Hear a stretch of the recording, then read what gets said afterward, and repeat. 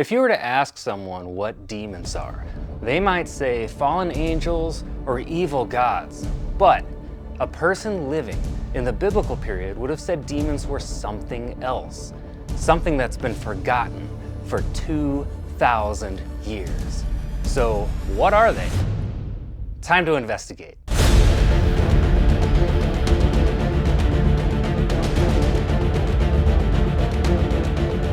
Demons do actually have an origin story. And no, they didn't come from your last family reunion. We both know you were thinking it. If you start looking in the Bible for a verse, origin, or definition of what a demon is, you'll soon realize that you can't find one. Now some will say, well, what about the serpent in the Garden of Eden who tempted Adam and Eve? And today we call Satan a demon. But technically, even Satan wasn't considered a demon in ancient Jewish thinking. Demons were a different type of being entirely, something that the writers of the Bible didn't see the need to define at the time, because the people they were originally writing to already knew what demons were. According to a research paper called "When Did Angels Become Demons?", when the Bible was translated into Greek, the classification of spiritual beings in the Bible became simplified. We began calling every evil spiritual being a demon. A simplified tradition isn't necessarily a bad thing. It's easier for people to understand. But me, I'm a curious creature. I want all the gory details. That's not gonna cut the mustard, Binky.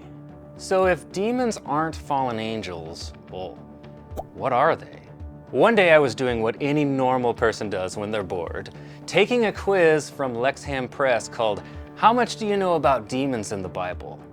One question threw me for a loop. It asked, demons technically are blank. Seems pretty basic. What? Demons should not be equated with evil angels? What kind of weird gobbledygook is this? My entire life was based on a lie. Well, not my entire life, just my definition of demons, apparently. I had just stumbled into a very complicated investigation into a part of church tradition that I thought had been settled for 2,000 years. The quiz had a very strange definition of demons, too. So it says, technically, demons seem to be different from rebellious high-ranking angels. The Bible does not clearly address the origin of demons, but in Second Temple Jewish literature, they were believed to be, what? The disembodied spirits of dead Nephilim. Why haven't I heard this before? According to Lexham Press, the way the biblical authors understood demons was a little different from other ancient cultures. In classical Greek mythology, any kind of evil supernatural being could be referred to as a demon, including gods, goddesses, and evil spirits. Sound familiar? The modern view of demons seems closer to what Greeks believed than to ancient Jews. But what is the biblical view of demons, and where does it come from? It seems something I heard from one of my professors was at play here. Dr. Michael Heiser mentioned in a class that the early Christian church lost much of its Jewish background because the Jews had rejected Jesus. It was really Greek converts who carried the church forward.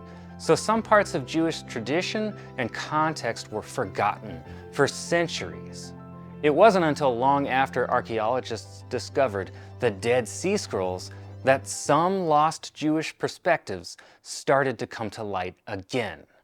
Lexham Press said demons were the disembodied spirits of dead Nephilim.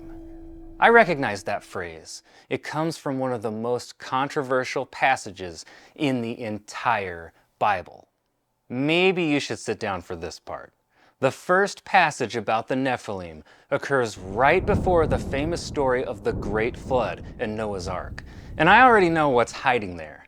Weird stuff. So I'm just gonna tell you that this isn't my theory. I'm going to tell you what scholars think so that you know I'm not making up what I'm about to share with you. Scholar Archie T. Wright has done some of the most in-depth research on this passage. His book, Origin of Demons, dug up every ancient manuscript he could find on the origin of demons, the best ancient resources we have.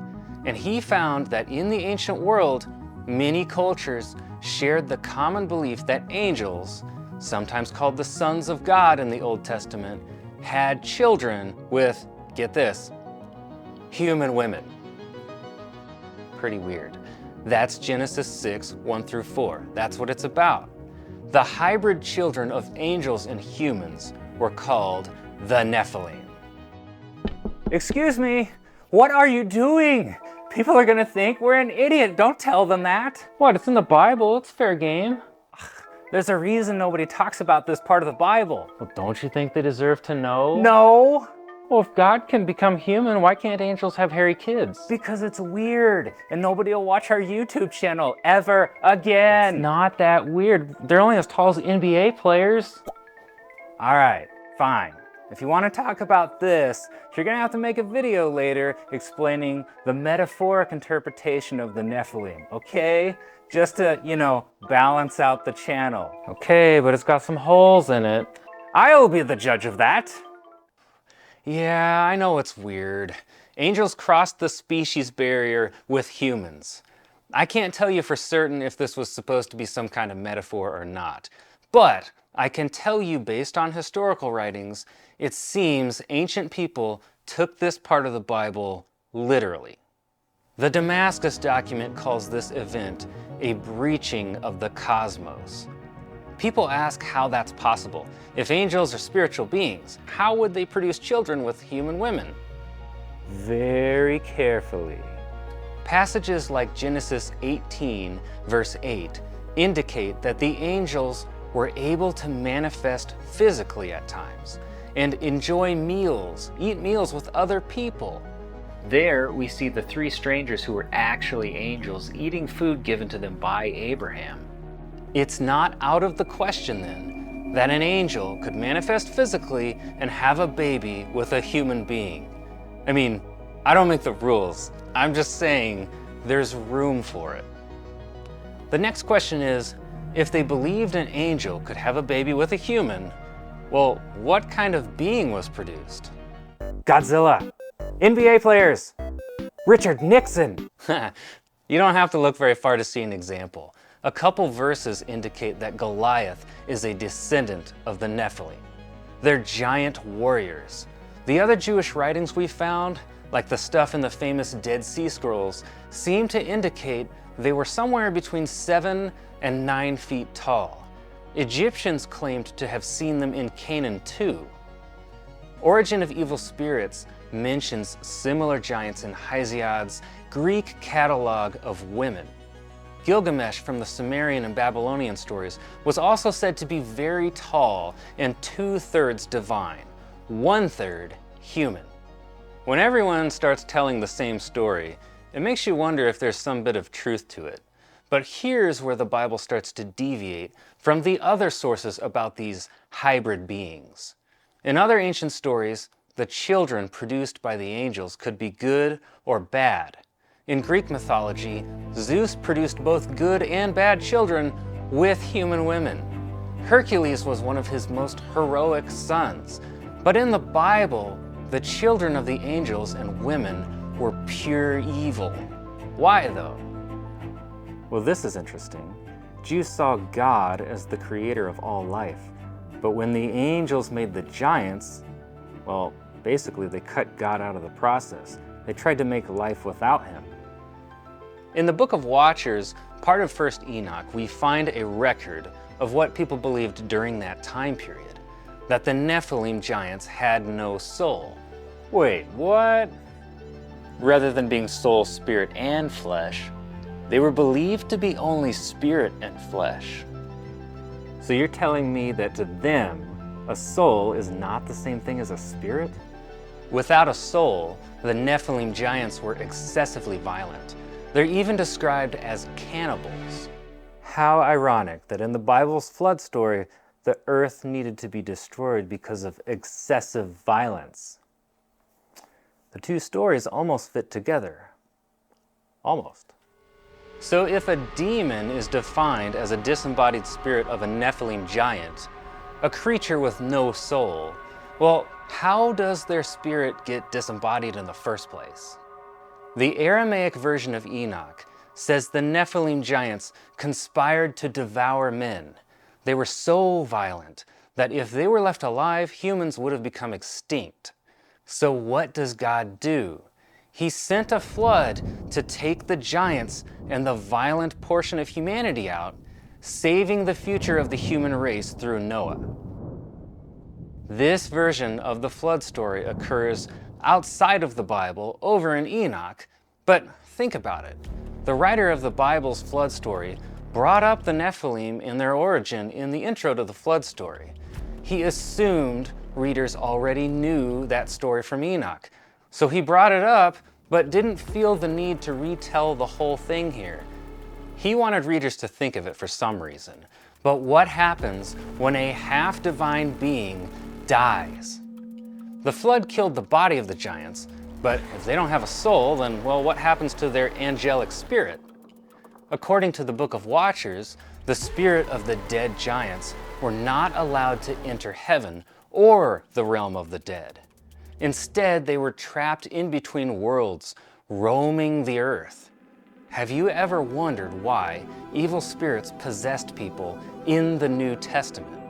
1 Enoch chapter 15 verse 11 says, "And the spirits of the giants afflict, oppress, destroy, attack, do battle, and work destruction on the earth, and cause trouble. They take no food, but nevertheless hunger, and thirst, and cause offenses. And these spirits shall rise up against the children of men and against the women because they have proceeded from them." Well, that's pretty gnarly. In ancient Jewish thinking, since these spirits used to have a body but lost it, they wander the earth in search of a new body. And this would explain why Jesus was performing exorcisms in the New Testament, and why the possessed people were so strong and violent. Think about it. There are people in the New Testament who cannot be restrained even with chains.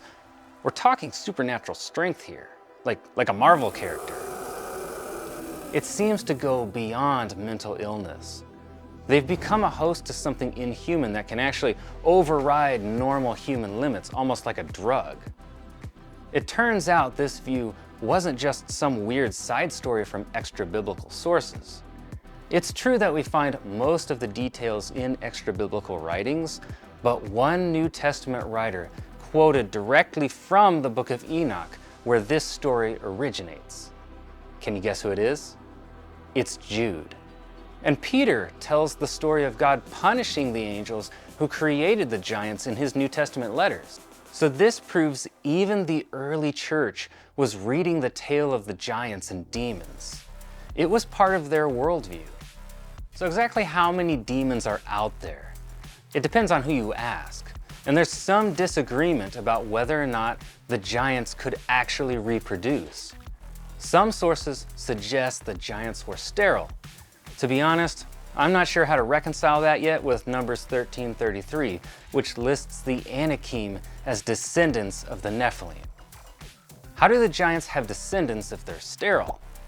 Yeah, I'm gonna have to shelve that investigation for another day. Let's just roll with the scholars for a second.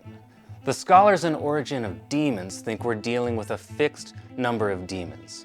They just disagree on how many demons we're dealing with. Alexander thinks this number is quite small, but Archie T. Wright thinks the number of demons could be quite large. Okay, this is a little bit weird, I know, and I don't know what you believe about this, but let's just entertain this theory for a second. According to these stories, demons were born in the Middle East, and the only way they could get to another continent is by possessing someone who travels overseas. It wouldn't be impossible, but it could explain why some countries don't hear a lot of possession stories. Like in America. It turns out Lexham Press may be right. Their definition of demons explains why demons possess people. They lost their body in the flood or in the conquest of Canaan.